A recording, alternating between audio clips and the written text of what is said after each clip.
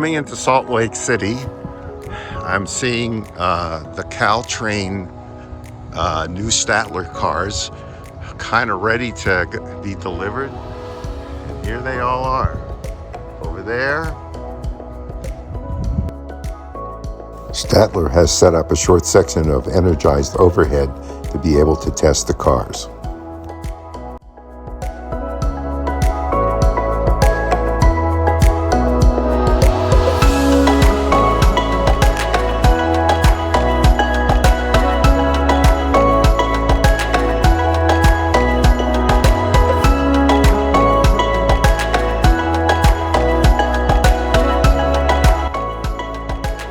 I can't wait to ride these when they actually get on the CalTrain tracks.